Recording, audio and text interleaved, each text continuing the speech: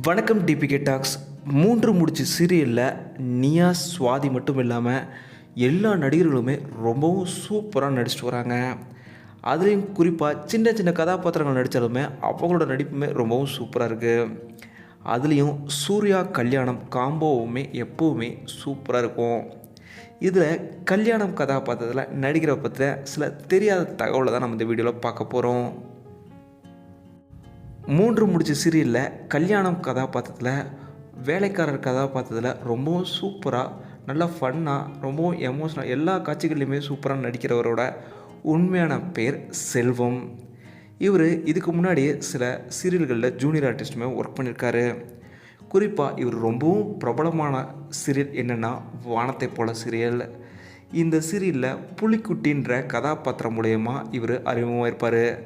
அந்த சீரியலில் இவர் ரொம்பவும் பிரபலமானதுக்கப்புறம் தன்னோட பெயரையே புலிக்குட்டி செல்வம்னு மாற்றிக்கிட்டாரு. அந்தளவுக்கு வானத்தை போல சீரியலில் இவருக்கு ஒரு மிகப்பெரிய ரீச் கிடச்சிது.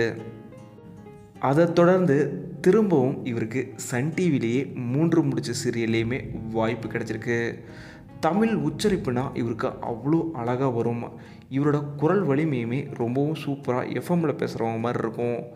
ரொம்பவும் திறமையான ஒரு நடிகரும் கூட. மூன்று முடிச்ச சீரியலில் இவரோட நடிப்பும் ரொம்பவும் அருமையாக இருந்துட்டு வருது.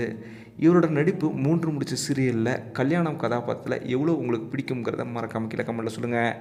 இந்த வீடியோ உங்களுக்கு பிடிச்சிருந்தால் லைக் பண்ணுங்கள், கமெண்ட் பண்ணுங்கள், ஷேர் பண்ணுங்கள். டிபிகே டாக்ஸ் இதுவரை சப்ஸ்கிரைப் பண்ணலன்னா சப்ஸ்கிரைப் பண்ணுங்கள். மறக்காமல் பார்த்துருக்கு பெல் ஐக்கானே கிளிக் பண்ணிடுங்க.